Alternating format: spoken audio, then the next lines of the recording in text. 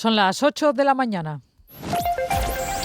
Radio del Principado de Asturias, RPA, Asturias Hoy, primera edición.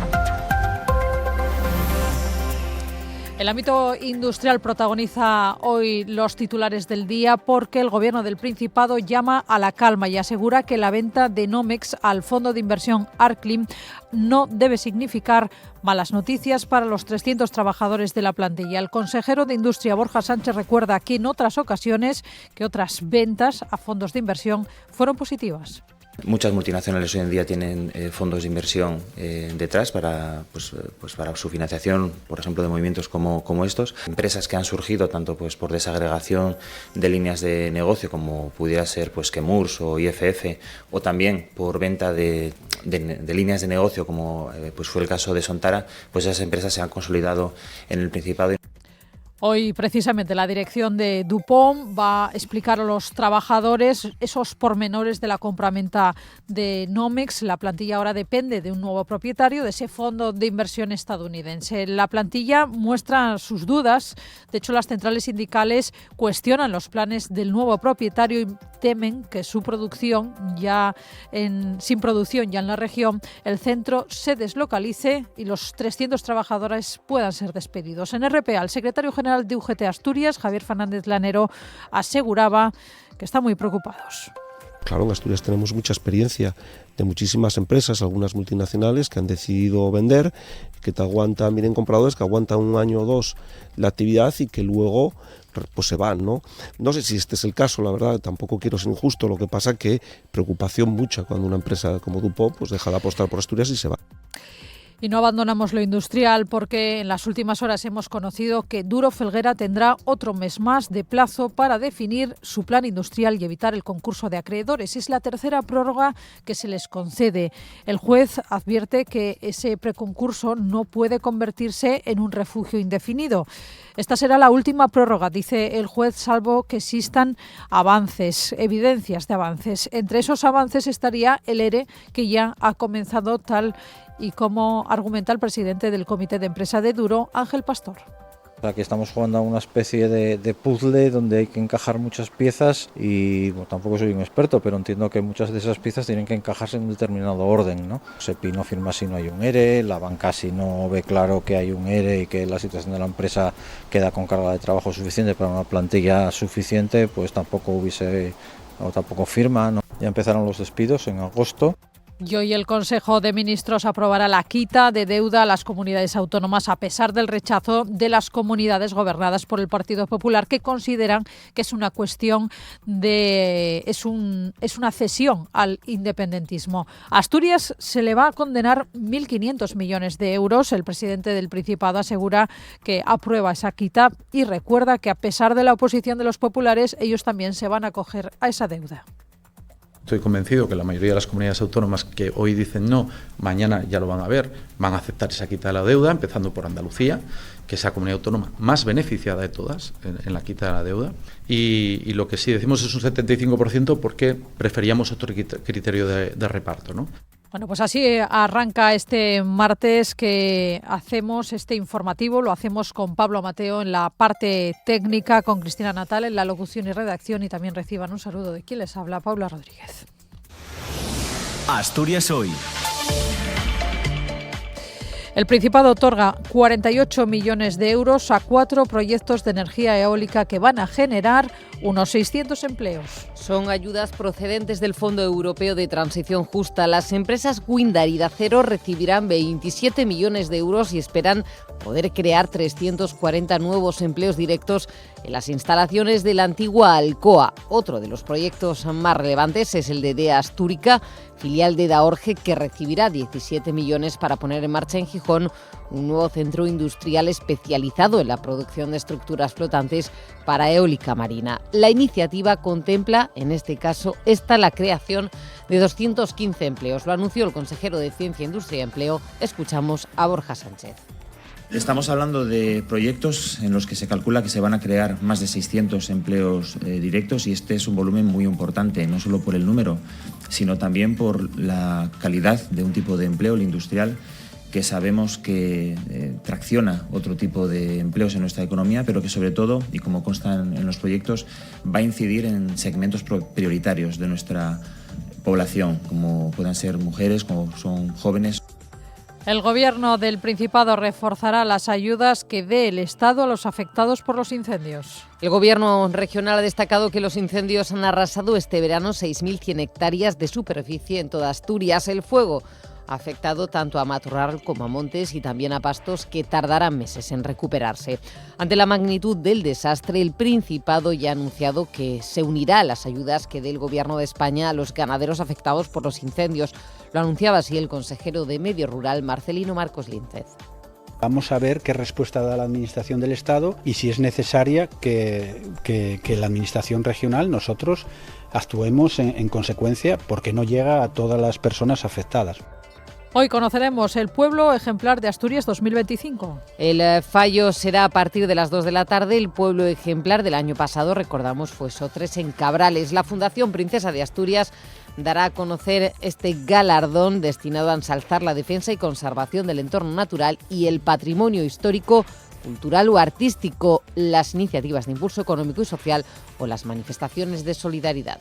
Y en otro orden de asuntos, el presidente del Gobierno reconoce un lawfare en el sistema judicial español. En una entrevista en Televisión Española, Pedro Sánchez ha denunciado que los casos que afectan a su familia, a su hermano y a su mujer, hay jueces haciendo política para destruir su imagen y desgastar al Gobierno. Además, considera que estos hechos están haciendo un daño terrible a la justicia española.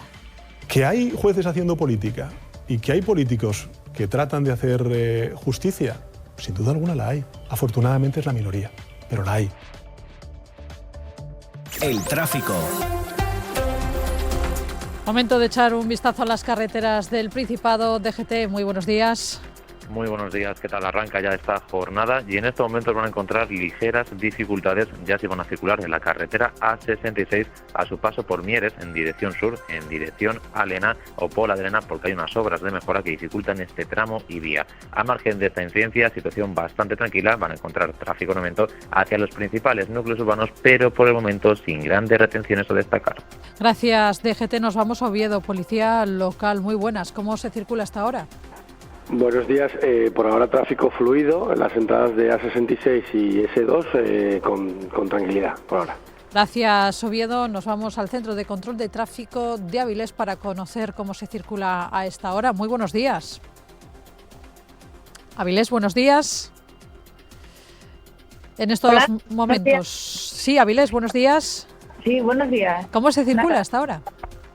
Perfectamente, no hay ningún tipo de retención y el tráfico es fluido. Gracias, Avilés. Continuamos. El tiempo. Tiempo que nos trae Alba Rodríguez. Muy buenas. Hola Paula, ¿qué tal? Buenos días. Pues este episodio otoñal que estrenábamos en el día de ayer, comienzo de mes, parece que se prolonga. Hoy de momento no esperamos precipitaciones, sí tenemos nubes algo más densas, sobre todo durante la primera mitad del día, que van a ir rompiéndose a medida que vayan pasando las horas. Los claros más importantes los esperamos en el litoral. Sí es cierto que las nubes tendrán mayor presencia en el interior y también en la cordillera, y hoy importante el viento de componente sur-suroeste que sopla con intensidad sobre todo en las zonas más expuestas, y como consecuencia hoy lo que nos deja es un aumento de las temperaturas máximas que seguirán creciendo en la jornada del miércoles. Pero ojo, porque durante la madrugada del miércoles al jueves la llegada de un frente, la cola de un frente muy débil nos va a dejar lloviznas otra vez, sobre todo durante la tarde, y un descenso algo más marcado de las temperaturas máximas.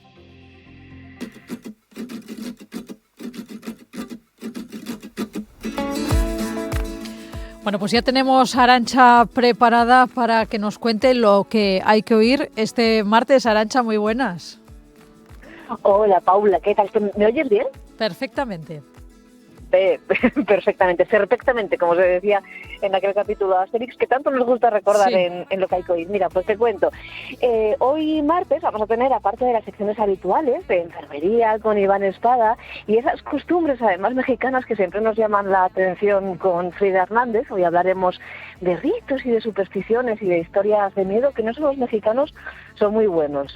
Bueno, pues aparte de esto, y también de cerrar el programa con pimentón dulce, con Belén Díaz, Asturias, que nos va a hablar de los diferentes tipos de lubricantes que hay y para qué podemos utilizar cada uno. Pues vamos a hablar también con Jaime Martínez, que aparte de Premio Nacional de Poesía es organizador de un montón de actividades que merece la pena conocer aquí en Asturias, y vamos a tener nuestra receta de todos los martes. Esta vez nos va a venir directa del restaurante El Yannick de Gijón. Todo esto va a estar aderezado con, pues como siempre, con mucho humor y con mucha actualidad. Eso será lo que tendremos, y alguna sorpresina más de 9 a 11 en RPA, aquí justo después de vosotros. Bueno, pues estaremos muy atentos, Arantxa, te escuchamos. Que tengas buen día.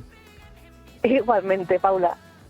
Están escuchando Asturias Hoy, primera edición. 8:10 de la mañana, la dirección de DuPont se reunirá hoy con la plantilla de Nomex para explicarles los detalles de la compra-venta de su negocio de fibras resistentes al calor al fondo de inversión estadounidense Arclim. Unos 300 trabajadores pasarán ahora a depender de este negocio estadounidense. La dirección de DuPont explicará hoy a la plantilla los términos de la venta de Nomex a Arclim. Desde el gobierno asturiano dicen que los puestos de trabajo, unos 300, están garantizados, pero las centrales sindicales desconfían de los planes de futuro para que pueda tener este grupo inversor estadounidense continuidad en el empleo en el Principado. Ahora se hacen cargo de la planta. Temen que sin producción desde la plantilla, temen que sin producción en Asturias ya se vaya a deslocalizar.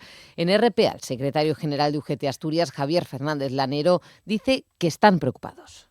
Pues te genera muchísima incertidumbre. Es habitual que cuando alguien venda prometa que se mantendrán puestos de trabajo, que aumentarán las inversiones, pero claro, en Asturias tenemos mucha experiencia de muchísimas empresas, algunas multinacionales que han decidido vender, que te aguantan, vienen compradores que aguantan un año o dos la actividad y que luego pues se van, ¿no? No sé si este es el caso, la verdad, tampoco quiero ser injusto, lo que pasa que preocupación mucha cuando una empresa como DuPont pues deja de apostar por Asturias y se va. También preocupación del alcalde de Carreño, Ángel García, reconoce que su gobierno desconfía de las negociaciones por la venta de Nomex por parte de DuPont. Cree que es necesaria más información sobre los términos de esa venta para evitar incertidumbres en los empleos. Aún así, considera positivo que Arclim haya querido invertir en el concejo y confía en que llegue para desarrollar un proyecto industrial y ni haya deslocalizaciones ni haya despidos. Nos lo cuenta Conchi Landeira. Incertidumbre es el término con el que el alcalde de Carreño define la situación que se abre tras la venta por DuPont del negocio de fibras resistentes al calor Aramis, que incluye la marca Nomex. Afirma que el gobierno municipal desconocía esta operación. Lo que más le preocupa es el futuro de los más de 200 trabajadores del centro de servicios una vez que DuPont se queda sin fábrica en Asturias. Nosotros nos hemos enterado ahora a última hora, con todo ya hecho. Y bueno, pues lo que nos queda ahora mismo, lo que esperamos es tener esa comunicación y saber un poco qué es lo que va a pasar, sobre todo con lo que es el tema de plantilla y personal, ¿no? Toda la incertidumbre no es positiva. Lo que nosotros vamos o queremos o nos gustaría es saber qué es lo que va a pasar para también, bueno, pues ver en qué medida nosotros podemos aportar, que no es mucha, pero si tenemos la vía de aportar de alguna forma ayuda, colaboración, pues estar ahí, ¿no? Para el regidor es positivo que Arclim, el fondo de inversión americano que ha adquirido el negocio, se haya fijado en Tamón. Espera que el objetivo sea generar industria y seguir creciendo. Recibimos con mucha alegría la apuesta por Carreño, la apuesta por el Valle de Tamón y por seguir invirtiendo en la industria química, ¿no? A partir de aquí, pues la misma prudencia y aceptación que tenemos que tener en lo que vayan a hacer, ¿no? Tendremos que ir conociéndonos poco a poco, pero desde luego contento y positivo que se quiere invertir en Carreño, desde luego. Bueno, pues dudas, preocupación. Lo que es cierto es que el gobierno asturiano llama a la calma y considera que la venta de Nomex a ese fondo de inversión no tiene por qué traer malas noticias ni tiene que vincularse ni con deslocalizaciones ni con despidos. El consejero de Industria, Borja Sánchez, alega que otras ventas a fondos de inversión fueron positivas. Muchas multinacionales hoy en día tienen fondos de inversión detrás para su financiación, por ejemplo, de movimientos como estos. Empresas que han surgido tanto pues por desagregación de líneas de negocio como pudiera ser pues Chemours o IFF, o también por venta de líneas de negocio como pues fue el caso de Sontara, pues esas empresas se han consolidado en el Principado. Y se lo contábamos en titulares, el juez de lo mercantil de Gijón ha autorizado una tercera prórroga del preconcurso de acreedores de Duro Felguera. Será hasta el 30 de septiembre. La compañía podría haberla solicitado hasta diciembre, pero no lo ha hecho. Y eso es lo que ahora le reprocha el magistrado, el juez, que pide menos tiempo cuando dice el juez hasta ahora se ha visto que no ha logrado avances. Patri del Gallo ha recogido las declaraciones del presidente del Comité de Empresa de Duro Felguera, de Ángel Pastor.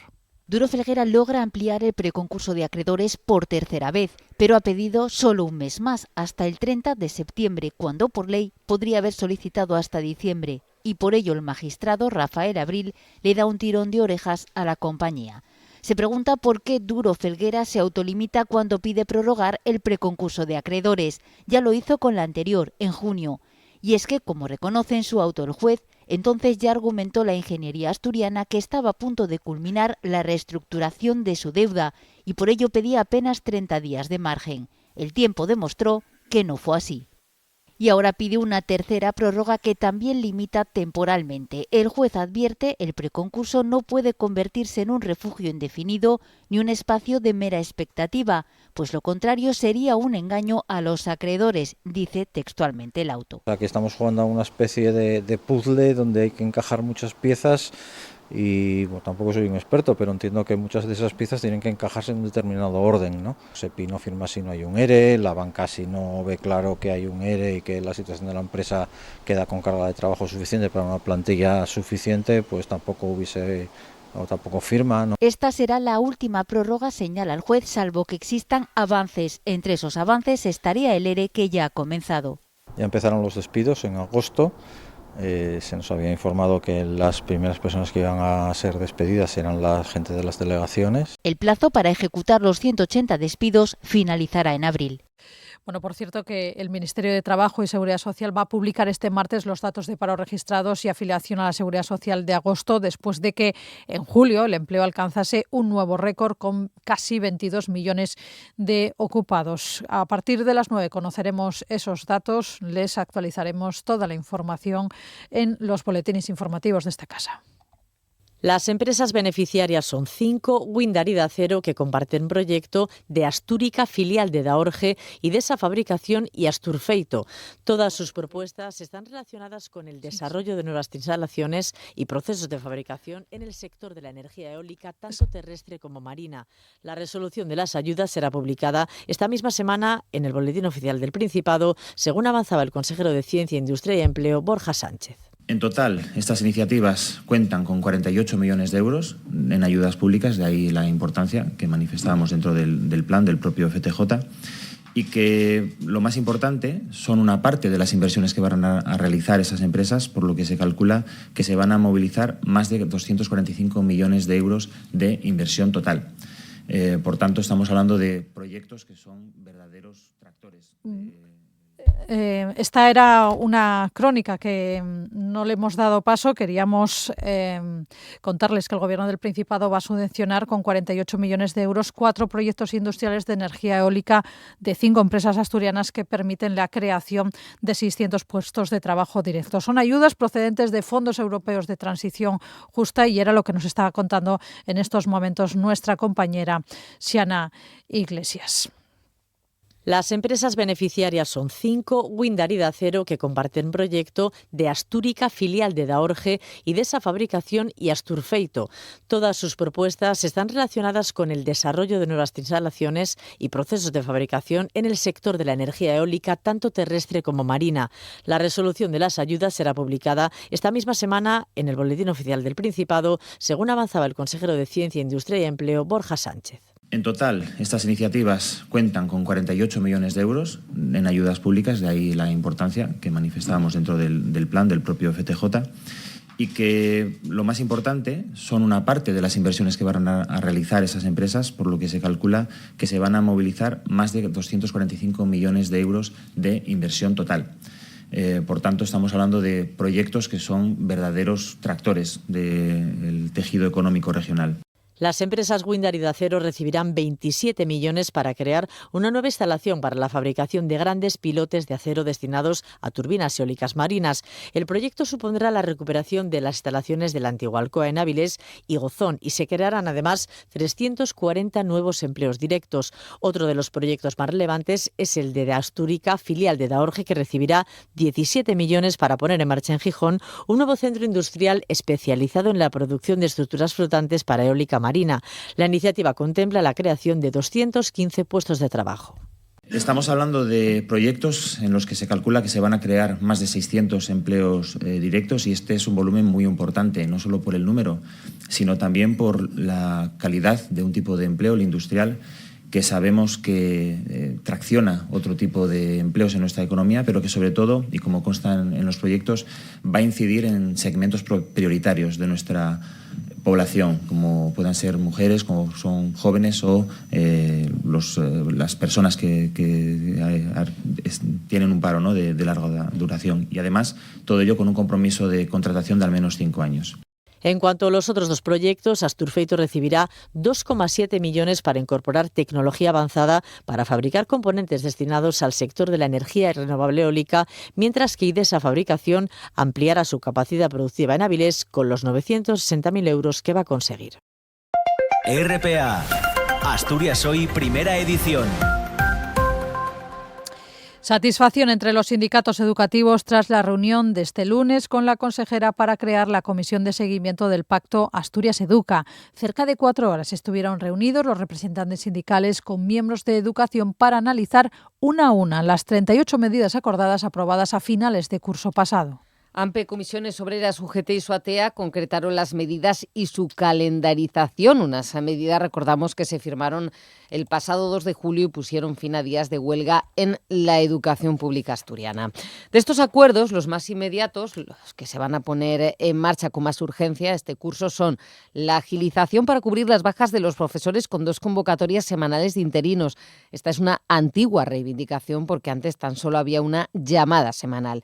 También se implementarán auxiliares de educación para la diversidad, pasando de los 10 acordados en julio a 14 para este curso. Y el 15 de septiembre se incorporarán 3 puestos de personal administrativo para reforzar a los centros con direcciones unipersonales y habrá otros 12 en febrero. Tras el encuentro de ayer de esta comisión de seguimiento del Pacto Educa, queda constituida así con el compromiso por las partes de hacer reuniones periódicas. Escuchamos a uno de los portavoces sindicales, a Gumersindo Rodríguez, al presidente de AMPE. Pedíamos a la Administración concreciones y hoy hemos visto unas cuantas. Concretamente, hemos repasado las 38 medidas del pacto, una por una. La más importante de todas, voy a señalar que es que por parte de la Administración se agiliza la sustitución del personal interino. Va a haber la convocatoria de los martes y la incorporación va a ser el jueves, no los lunes. Por otro lado, además, se estudia la posibilidad de hacer más de una convocatoria semanal. Y susto en la Escuela Infantil de Morcín, donde este lunes se vino abajo parte del techo. Las educadoras denuncian que ya se vino una parte abajo en julio y que llevan meses advirtiendo de la presencia de agua, que incluso pudo ocurrir cuando había menores y educadoras en el aula. Aseguran que no podrán abrir la escuela en las condiciones en las que está actualmente. Recordamos que esto puede ser un problema ya que los alumnos de las escuelas de 0 a 3, también los de primaria, regresan a las clases, a las aulas el próximo día 9. Sí, no habrá huelga en los centros educativos concertados a partir del 9 de septiembre. Los sindicatos OTECAS, FEUSO y FESIE aceptaron este lunes la propuesta planteada por la Consejería de Educación. La oferta de la Consejería incluye un incremento salarial de 80 euros brutos al mes en 2 años, el aumento de la ratio del profesorado, la reducción de la carga burocrática y la elaboración de un estudio para establecer una dotación básica de profesorado de atención a la diversidad. Más del 60% de los profesores de la red concertada han respaldado esta propuesta. En el caso de OTECAS llegaron al 67%. Su secretario general, José Manuel Cuetos, insistía, lo hacía aquí en una entrevista en RPA, que seguirán demandando otras medidas que no se contemplan en el acuerdo, como jubilaciones parciales, reducción de carga lectiva para mayores de 55 años y la mejora de las ratios. Que esto es tiene que ser un punto de partida, pero que aquí hay mucho que mejorar y todo aquello que no recoja el acuerdo es lo que tenemos que seguir luchando por mejorar. Una de esas cosas, como bien dices, es la reducción de carga lectiva para mayores de 55, pero bueno, nosotros ahí vamos un poco más allá porque son las jubilaciones parciales con contrato relevo. Consideramos que a día de hoy esas jubilaciones parciales son imprescindibles para nuestros docentes, ya que se puede encontrar uno pues en el 2027 dando clase con 67 años y 25 horas. Por su parte, el secretario general de FESIE Asturias, José López Selas, se mostró muy crítico con la propuesta del Principado, que califica de horrorosa. Eso sí, reconoce que han tenido que aceptarla para poder contar con alguna mejora, asegura, después de 12 años. No, queremos dejar bien claro que para nosotros esto no es el final de la lucha, sino al revés. Esto va a suponer el principio hasta conseguir una situación de igualdad y de justicia con los demás compañeros de la pública y de otras comunidades autónomas. Y unas remuneraciones de los trabajadores muy superiores a la nuestra, no sabemos por qué aquí en Asturias no se puede hacer.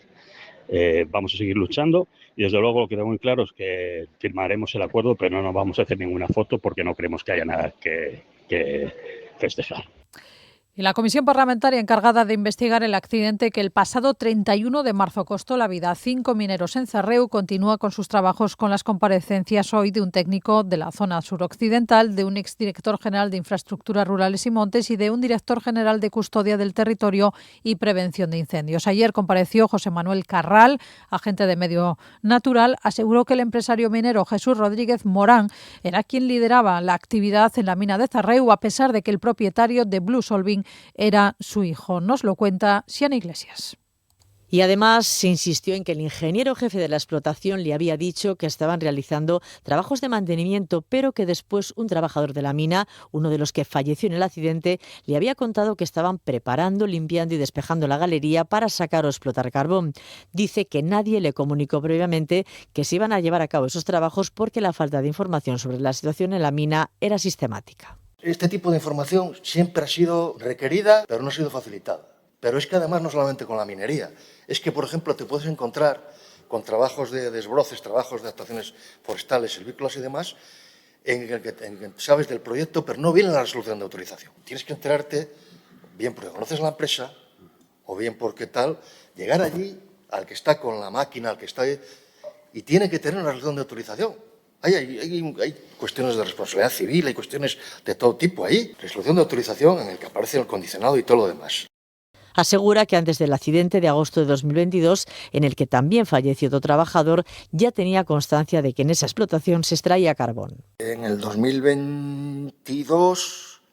¿Antes del accidente de agosto? Hombre, ya lo creo. Había ahí una cribadora en el nivel 1...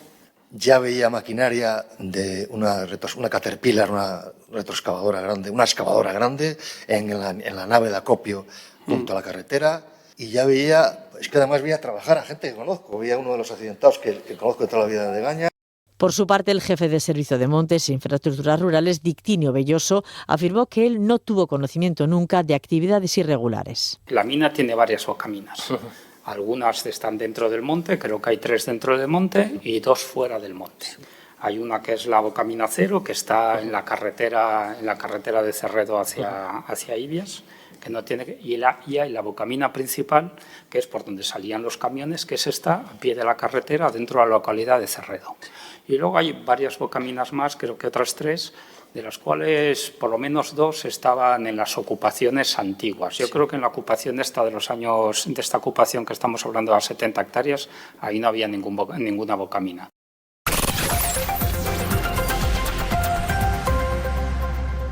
Se lo contábamos en titulares, el Consejo de Ministros aprobará esta mañana la condonación de la deuda a las comunidades autónomas por un importe de 85.000 millones de euros, una demanda de Esquerra Republicana de Cataluña al Gobierno a la que se oponen las comunidades gobernadas por el Partido Popular. De hecho, los populares la consideran una cesión al independentismo y un agravio que rompe la igualdad entre los españoles. Al Principado le corresponde una quita de unos 1.500 millones de euros. Y gracias a esta quita, Asturias tendrá menos deuda bancaria con terceros al no haber recurrido el Principado a mecanismos extraordinarios del Estado. Las comunidades autónomas del PP, eso sí, muestran su malestar contra la condonación de la deuda. Algunos varones populares, no obstante, asumen que se acabarán acogiendo a ella. De la misma opinión es el presidente del Principado, que recuerda que Andalucía, gobernada por el PP, es el territorio más beneficiado. Adrián Barbón. Estoy convencido que la mayoría de las comunidades autónomas que hoy dicen no, mañana ya lo van a ver, van a aceptar esa quita de la deuda, empezando por Andalucía, que es la comunidad autónoma más beneficiada de todas en la quita de la deuda. Y lo que sí decimos es un 75% porque preferíamos otro criterio de reparto, ¿no? Y el presidente del Gobierno, Pedro Sánchez, aseguraba esta noche en Televisión Española en una entrevista que hay jueces haciendo política y políticos haciendo justicia. Así respondió al ser preguntado por las causas abiertas a su hermano y mujer.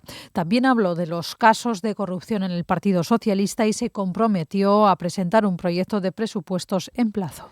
El presidente del Gobierno, Pedro Sánchez, respondió este lunes a las preguntas de Pepa Bueno, de la periodista en el telediario de Televisión Española, donde se habló, entre otros asuntos, de las causas abiertas contra miembros de su familia, como su mujer y su hermano. Así respondía el presidente. Que hay jueces haciendo política y que hay políticos que tratan de hacer justicia, sin duda alguna la hay. Afortunadamente es la minoría, pero la hay. Respecto a los casos de corrupción dentro del PSOE que afectan a los dos últimos secretarios de organización del partido, a José Luis Ábalos o Santos Cerdán, Sánchez aseguró que no tenía ninguna información objetiva de que estuvieran cometiendo supuestos actos de corrupción. Con toda rotundidad, que yo no tenía ninguna información objetiva de que pudieran estar cometiendo supuestos actos de corrupción. Ya veremos, porque es el tiempo de la justicia, en qué acaba esto.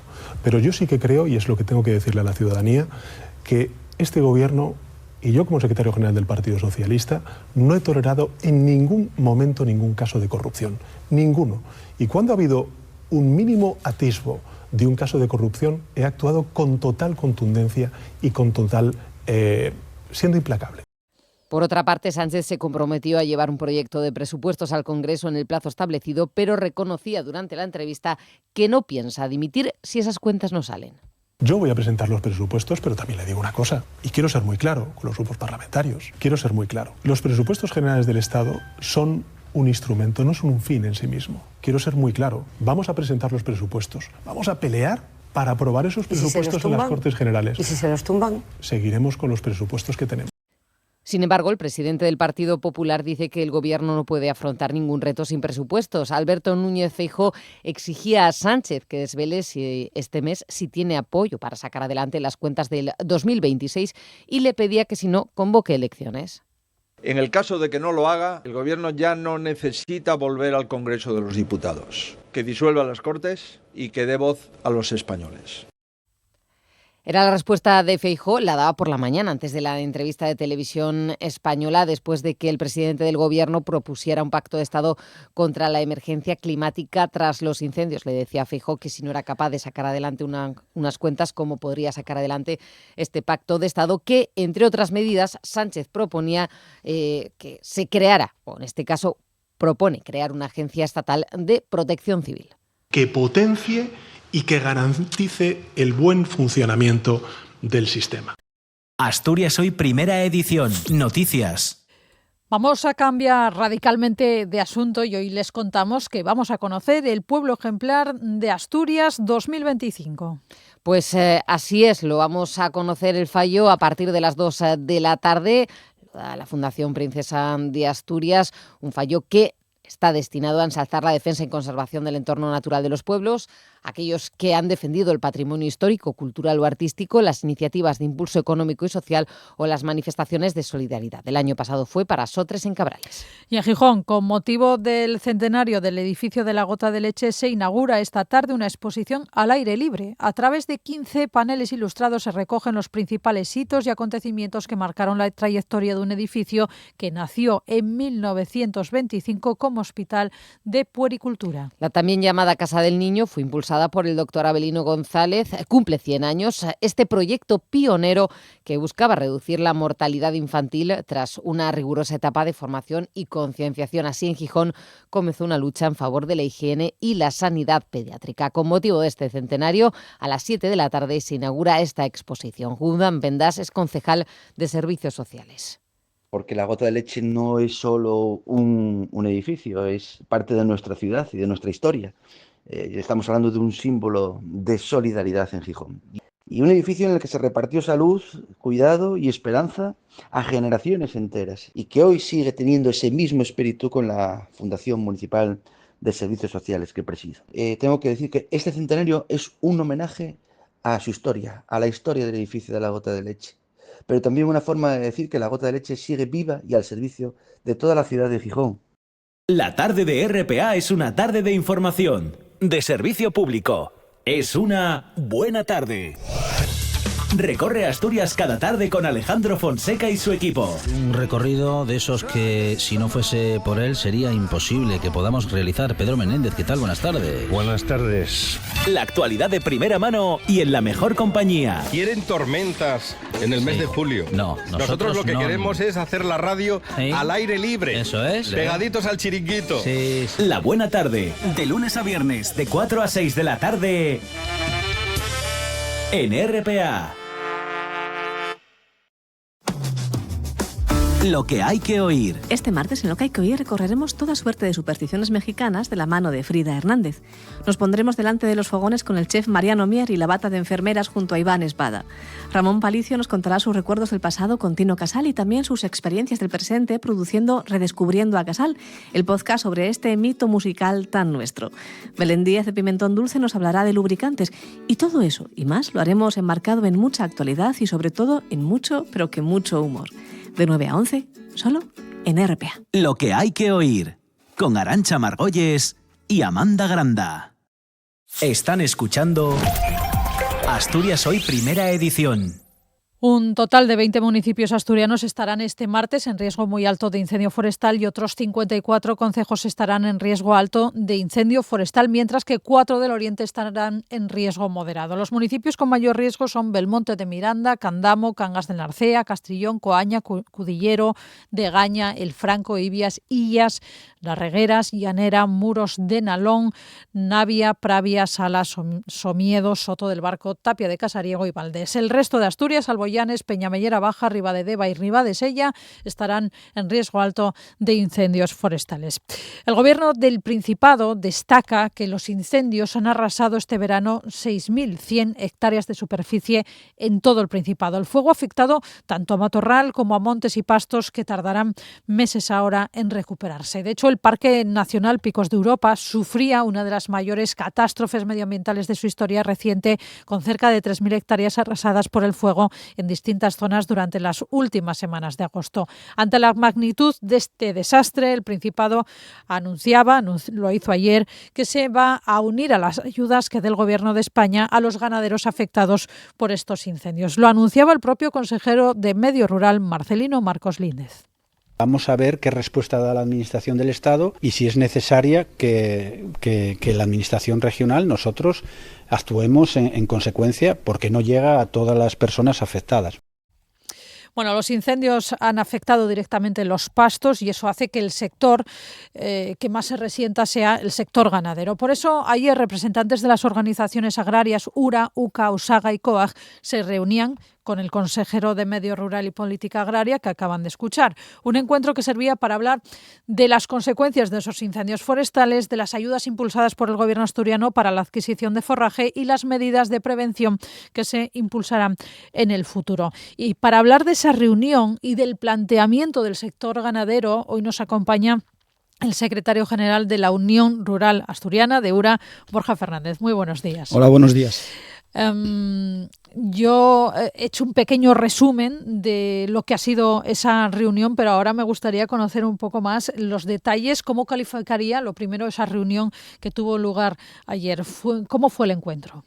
Bueno, el encuentro fue, yo creo que satisfactorio, perdón, en un principio, pero sobre todo la expectativa, porque bueno, yo ya estoy acostumbrado a buenas palabras por parte del consejero, acuerdos incluso firmados que tardan años en cumplirse y, como digo, en primera instancia parece que hay buena expectativa, pero queremos ver avances. ¿Han encontrado receptivo al consejero? Sí, nosotros llevamos un documento acordado en la Asamblea de Cangas en la Arcea con más de 200 profesionales del sector presentes aquel día y prácticamente estaba de acuerdo en todo. El problema es que para llevar adelante ese documento hace falta voluntad y hace falta un aumento de presupuesto importante en prevención, especialmente en desbroces, quemas controladas y arreglos de pistas. Él se comprometió prácticamente a todo esto, e incluso ya nos adelantó que iba a ampliarse el presupuesto de cara al año que viene y por lo tanto ahora a nosotros nos corresponde estar vigilantes a los pasos que se dé y desde luego a un cambio de modelo de gestión, sobre todo de voluntad, de mentalidad. Hasta ahora la política forestal en Asturias ha sido nula, totalmente restrictiva y por lo tanto en eso vamos a estar encima. Asturias tiene una masa forestal importante. Ustedes dicen que no está lo suficientemente atendida. Podríamos hablar de muchas causas de por qué eso no está atendido, pero me gustaría conocer el diagnóstico que ustedes hacen. ¿Cómo describiría el estado de los montes asturianos y qué se puede hacer para mejorarlos? Bueno, el estado yo creo que se resume en una palabra, un polvorín. Esos son los montes en Asturias. ¿Derivado de qué? De muchas circunstancias, pero yo creo que en los últimos años de normativas restrictivas. Yo escuchaba estos días al consejero decir que era mentira que no se pudiese limpiar. Estoy de acuerdo, claro que es mentira. El problema es que hay que dar permisos y los permisos se deniegan. Y nosotros tenemos en nuestro poder solicitudes de quemas controladas de zonas que han ardido y en su día se denegaron. Por lo tanto, algo está fallando. Si la gente de los pueblos solicita zonas desbrozadas, zonas de quemas, es porque son los primeros interesados en que eso esté limpio. Si se deniegan y ahora arde por su propio pie, es porque la naturaleza pues actúa. Es decir, hay una superpoblación de combustible, de matorral, de maleza, que viene derivado del cese de la actividad agraria, de que cada vez hay menos gente en los pueblos, hay menos actividad, hay menos ganadería, la presión de la fauna también invita a que cada vez haya menos animales y es un cúmulo de circunstancias que nos lleva a la situación actual. Por lo tanto, nosotros llevamos avisando años. O sea, esto no es casualidad ni es una maldición bíblica. Esto es un cúmulo de circunstancias que venimos avisando que hay que actuar y ahora ya pues lo tenemos encima. Entre esas medidas entiendo que está la solución, ¿no?, a todo esto que planteamos, o al menos parte de la solución. Bueno, es que ahora mismo no podemos plantear un aumento explosivo de profesionales en el campo, porque esto tendría que ser pues una apuesta clara con presupuestos de incorporaciones serias, una viabilidad a largo plazo que como digo no es de un día para otro. Entonces lo más urgente es lo que digo, quemas controladas, desbroces, arreglo de pistas, accesos en condiciones, un plan de prevención con puntos de agua que no existe, es decir, hacer caso a la gente que vive en el territorio. O sea, a los que tuvieron... Al conocimiento, ¿no? Correcto. A los que llevábamos gestionando miles de años el territorio, ahora se nos quita la opción y entra la administración. Y el resultado es el que estamos viendo. Por lo tanto, yo creo que hay que empezar a escuchar a la gente que vive en los pueblos. Hay montes de titularidad pública, pero también hay montes de titularidad privada. Entiendo que la receta sea para ambos, ¿no? Sí, pero en ambos casos hay que pedir permisos, ¿eh? Al no ser lo que es la franja de los núcleos poblados, que digamos que es un núcleo de seguridad, aunque tengas un monte privado, tú tienes que pedir permiso para actuar. Es cierto que no es tan restrictivo como en parques, por ejemplo, o en zonas protegidas, pero de todas maneras tú siempre vas a tener que acudir a la administración a la hora de actuar en el territorio. Le quería preguntar por digamos, un problema que subyace y que usted está comentando, que es la falta de gente en los pueblos y lo poco atractivo que es el campo a día de hoy para las nuevas generaciones, que de hecho se están cerrando explotaciones porque no hay relevo generacional.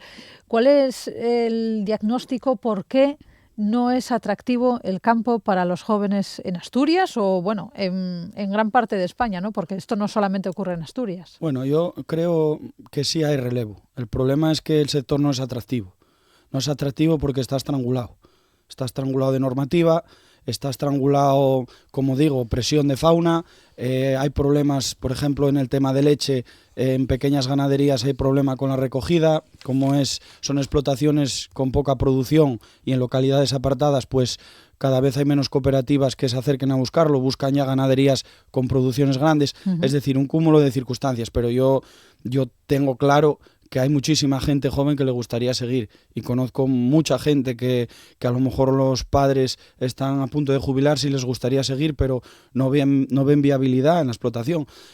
Hay un problema muy grande de desconexión entre la administración y la realidad.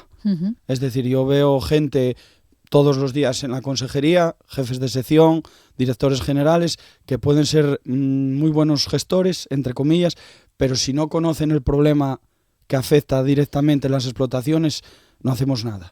Y hasta ahora, pues lo que veo es que tiene que llegar el problema encima de la mesa, como está llegando ahora con los incendios, para que se actúe.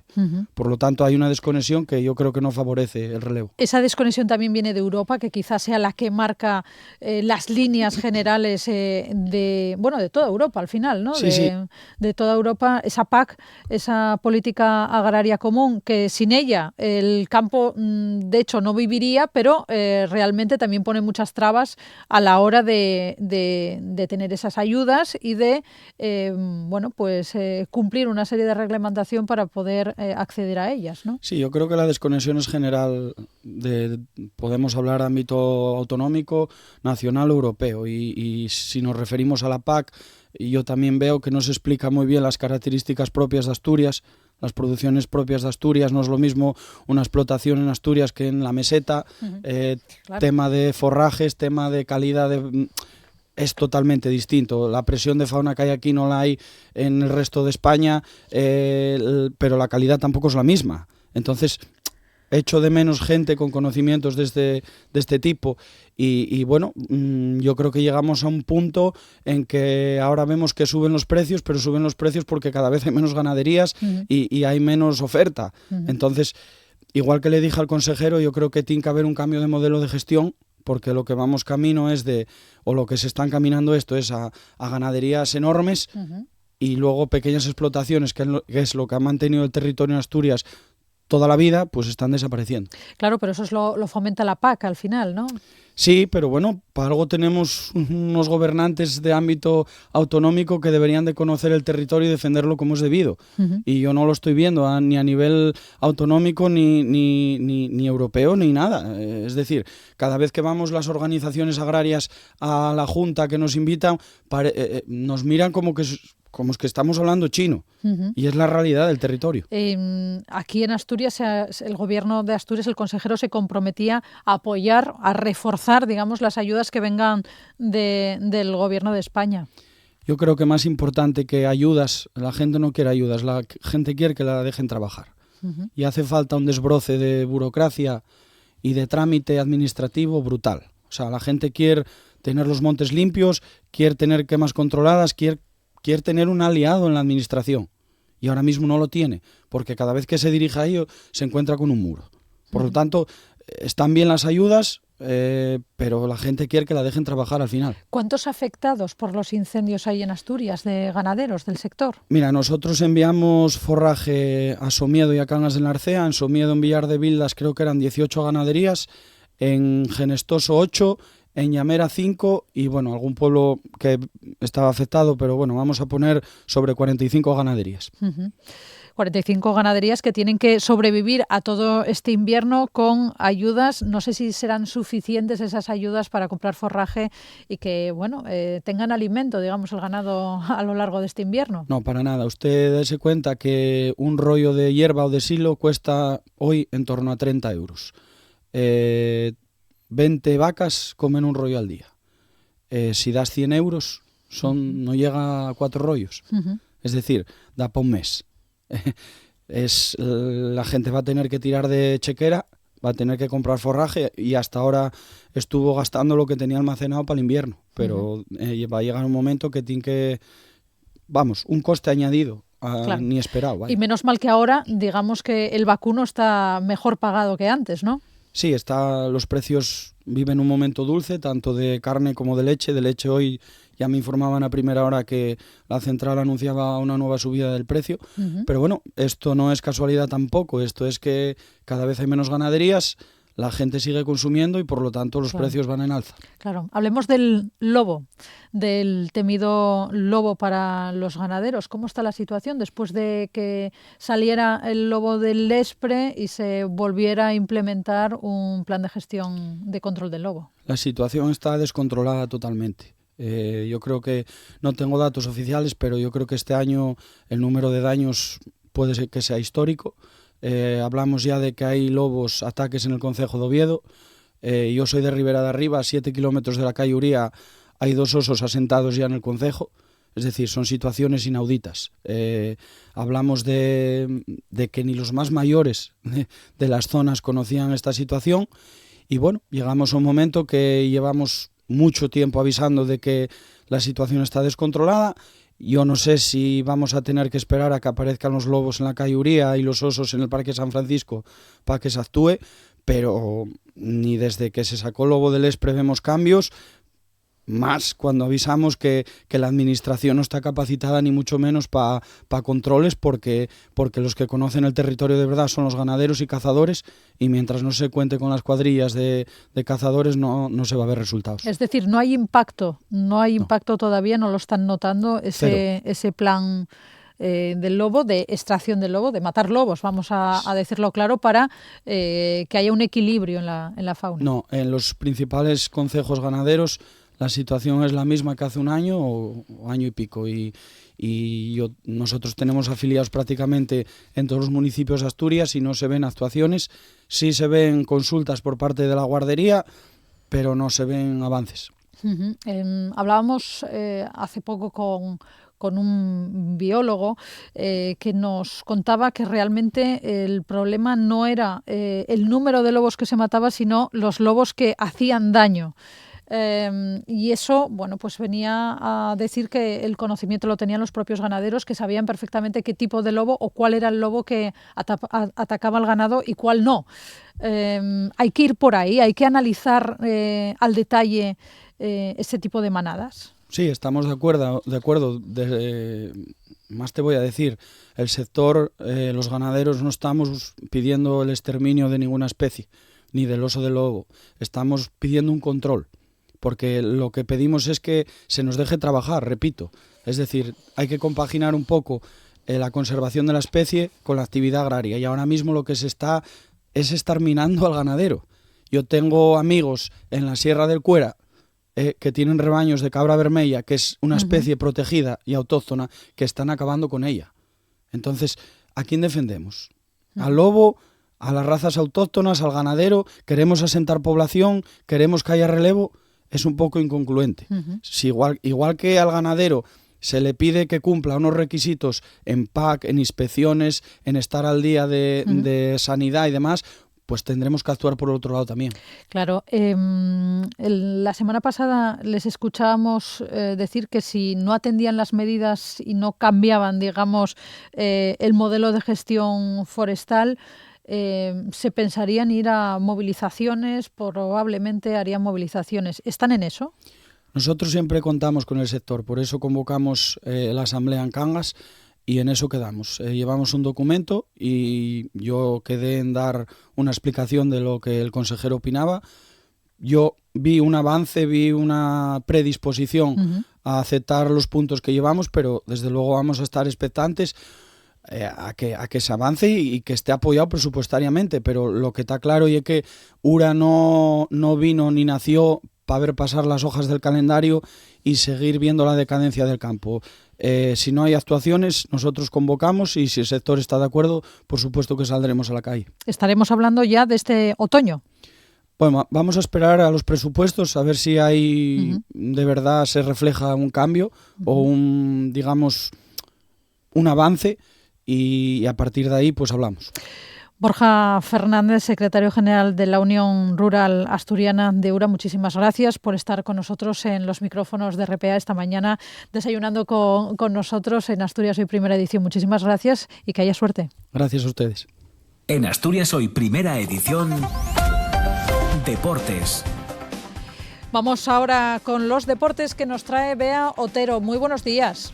Hola, buenos días. No hubo movimientos de última hora en el mercado de fichajes para el Real Oviedo. A media tarde se desvanecían las opciones de incorporar al delantero camerunés del Villarreal, Eta Ellón, por el que la dirección deportiva carballona llegó a realizar una importante oferta. El jugador se comprometía con el Levante y el club, que barajaba otras opciones, decidió no realizar ningún movimiento y guardarse el dinero para acometer un fichaje en el mercado invernal si lo consideran necesario. Cabe recordar que sin fichas libres, los azules necesitaban dar de baja a un jugador para poder inscribir a un nuevo futbolista. En lo deportivo, los de Paunovic siguen de descanso y volverán al trabajo mañana miércoles. El Sporting se hace con los servicios de Óscar Cortés, que jugará en calidad de cedido sin opción de compra por el Rangers. El equipo gijonés se ejercitará hoy en doble sesión, la matinal abierta al público, para seguir preparando el partido ante el Deportivo de La Coruña del sábado a las 4:15 en Riazor. Y el Avilés cerró la cesión del lateral izquierdo Guzmán Ortega, procedente de la Cultural Leonesa. La competencia en ese puesto será con Oski, que regresa al club 2 meses después de su salida. El que no seguirá es Josín Martínez, con el que el club no contaba y que tiene ofertas del Lealtad y la Unión Popular de Langreo, entre otros equipos. En lo meramente deportivo, el conjunto de Dani Vidal jugará el sábado a las 2:15 ante el Lugo en el Anxo Carro, en partido correspondiente a la segunda jornada de Primera Ref. Y este fin de semana comienza la Segunda Federación. El sábado a las 5:30 el Vetusta recibe al Sarriana en el Requesón y a las 6 el Lealtad se mide al Numancia en Les Calelles. El domingo a las 12 Rayo Cantabria Marino de Loan con La Planchada y a las 6 Langreo Coruxo en el Nuevo Ganzábal. Además, ya está todo listo para la 7ª edición del Trofeo de la Manzana de hockey sobre patines, donde tendrá lugar la presentación del equipo femenino del Telecable. Se trata de un torneo internacional donde participarán el Escola Libre de Amezeis de Portugal, que son las vigentes campeonas de la WS Cup, además de los equipos de la Hockey Liga, Club Patín Rozas y Club Patín Mieres. El sábado se disputarán las semifinales y una de ellas medirá a los 2 equipos asturianos. El domingo tendrá lugar la lucha por el tercer y cuarto puesto y la final. Asturias Hoy, en clave económica. Bueno, pues cerramos este informativo, como siempre hablando en clave económica, lo hacemos con José Antonio Antuña, director de Renta 4 Gijón. José Antonio, buenos días. ¿Qué tal, Paula? Buenos días. ¿Cómo viene este martes?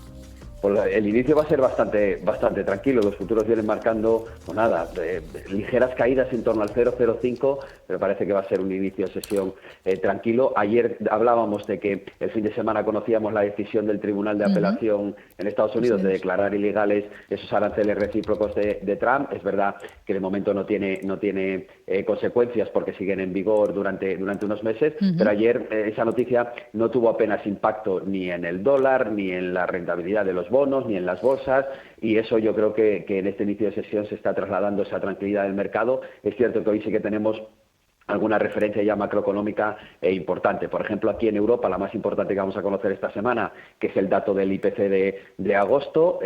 Esperamos que esté en esos niveles del 2%, que es el objetivo del Banco Central Europeo, con lo cual nos da la sensación de que va a confirmar que ya no va a haber más recortes de tipos por parte del Banco Central Europeo, salvo que encontremos alguna situación un poco más sorprendente en los próximos meses. Y en Estados Unidos a las 4 de la tarde conoceremos el dato del ISM manufacturero, cómo se encuentra el sector manufacturero en Estados Unidos. Los datos que conocimos ayer a nivel global y en Europa en concreto fueron bastante positivos, entre otras cosas, pues supongo que por el acuerdo comercial entre Estados Unidos y la Unión Europea. Veremos hoy cómo se encuentra el de Estados Unidos, que también se espera que mejore, y sobre todo centrarnos en el componente del empleo, ¿no? Porque la gran cita de la semana creemos que es ese informe oficial de empleo en Estados Unidos, que seguramente tendría que darnos la confirmación de que pueda venir esa bajada de tipos para la reunión de la semana de dentro de 2 semanas de la FED.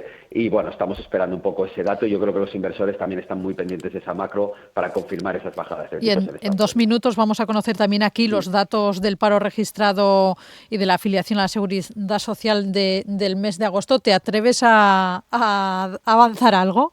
Bueno, normalmente yo creo que estarán muy marcados por el cierre un poco de la temporada o de lo fuerte de la temporada de verano, como suele pasar en cada dato de principios de septiembre. En general entendemos que los datos de empleo van a seguir siendo fuertes porque la tendencia que lleva España es positiva, pero evidentemente en este cierre de temporada estival pues creemos que va a estar muy marcado por esos datos por ese cierre de esa temporada estival, los datos que vayamos a conocer ahora a continuación. Bueno, pues lo iremos viendo. José Antonio Antuña, director de Renta 4 Gijón, muchísimas gracias como siempre, que tengas un buen día. Gracias, buenos días.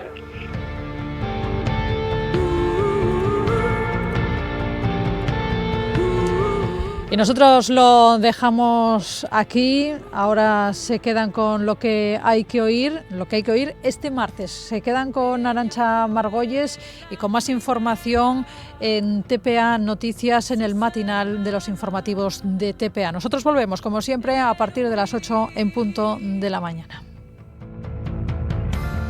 De la casa que la vio nacer hacia los salvajes,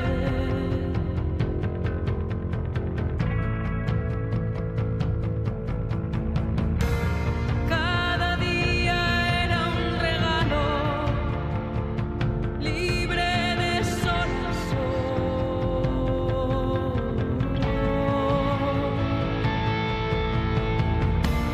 La montaña